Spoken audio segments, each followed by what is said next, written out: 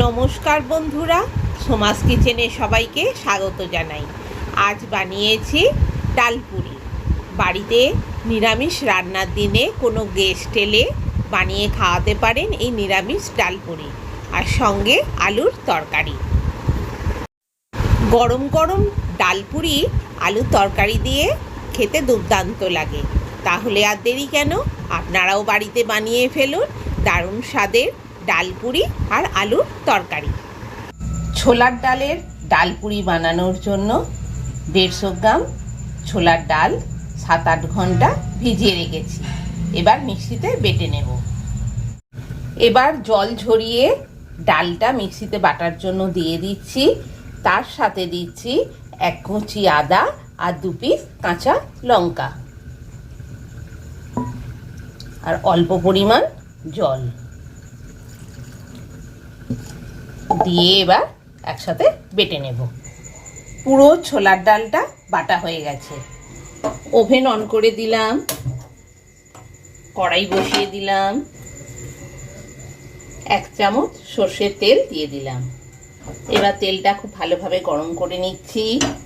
এবার ছোলার ডাল বাটাটা দিয়ে দিচ্ছি। খুব ভালোভাবে নাড়তে হবে, নাহলে বসে যাবে ডালটা। ডালের মধ্যে যে জলটা রয়েছে, বাটা হয়েছে জল দিয়ে, সেটা পুরো শুকনো করে ফেলতে হবে। ডাল বাটাটা বেশ কিছুটা শুকনো হয়ে এসেছে।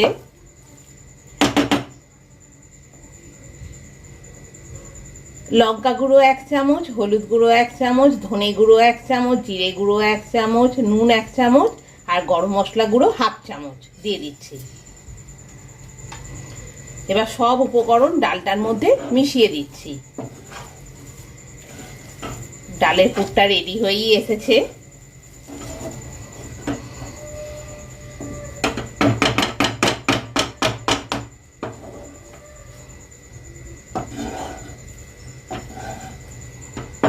ডালের পুর রেডি হয়ে গেছে। এবার ডালের পুরটা ঠান্ডা হওয়ার জন্য কড়াই থেকে একটা প্লেটে তুলে রাখছি।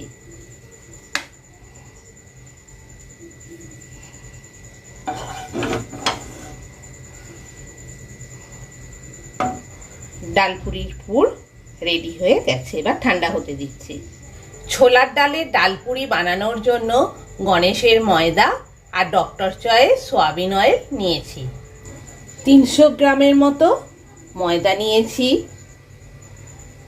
1 চামচ নুন আর 1 চামচ চিনি মিশিয়ে দিলাম। দিয়ে ভালোভাবে ময়দাটাতে মাখিয়ে নিচ্ছি।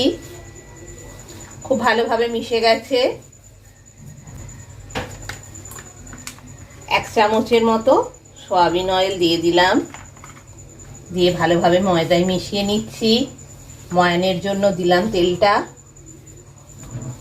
এরপর ঈষৎ উষ্ণ গরম জল দিয়ে ময়দাটা ভালো করে মেখে নিচ্ছি। অল্প অল্প করে জল দিয়ে মেখে নেব। বেশি জল হয়ে গেলে, বেশি জল দিলে পাতলা হয়ে যাবে। ভালোভাবে ময়দাটা দলে দলে মেখে নিতে হবে।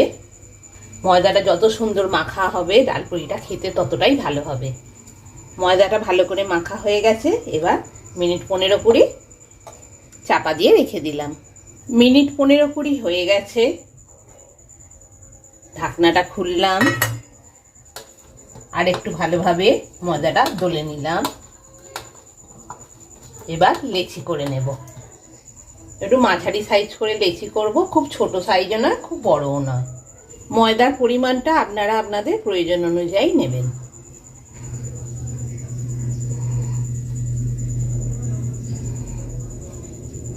এবার লেচি থেকে ঠুলি তৈরি করে নিতে হবে। ঠুলিটা একটু গর্ত মতো করতে হবে। এবার ডালের পুরটা দিয়ে দিচ্ছি।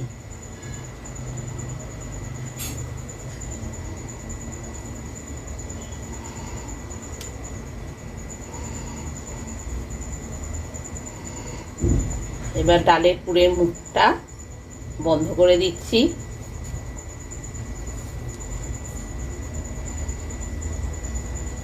এবার ঠুলির মুখটা বন্ধ করে চাপা দিয়ে দিলাম। এইভাবেই সবগুলো বানিয়ে নিতে হবে।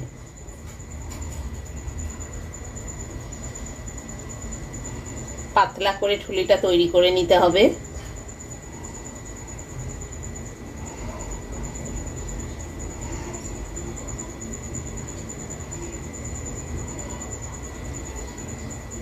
এবার ডালের পুরটা ভরে দিচ্ছি।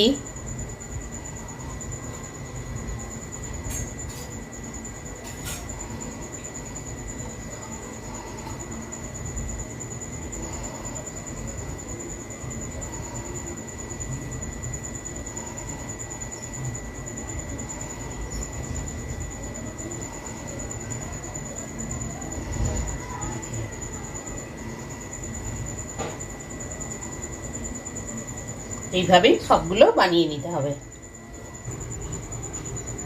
একই পদ্ধতিতে ময়দার লেচি থেকে ঠুলি তৈরি করে ডালের পুর ভরে এইভাবে তৈরি করে নিতে হবে।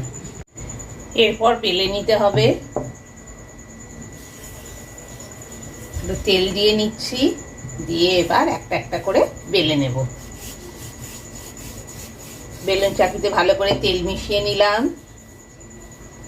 বেলুন চাকিতে ভালো করে তেল মিশিয়ে নিয়ে এবার একটা একটা করে বেলে নেব।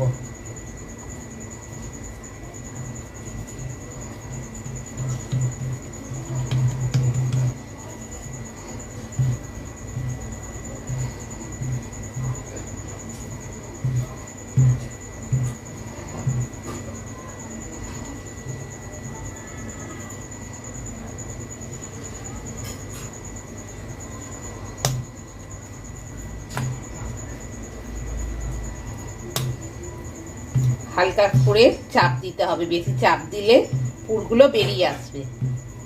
এইভাবে একই পদ্ধতিতে বেলে নিতে হবে।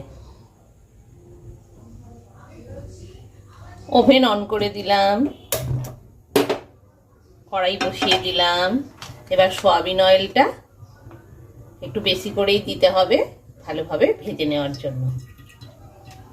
ওভেনের স্টিম ফুল ভলিউমে রেখেছি। ভালোভাবে তেলটা গরম হতে দিতে হবে।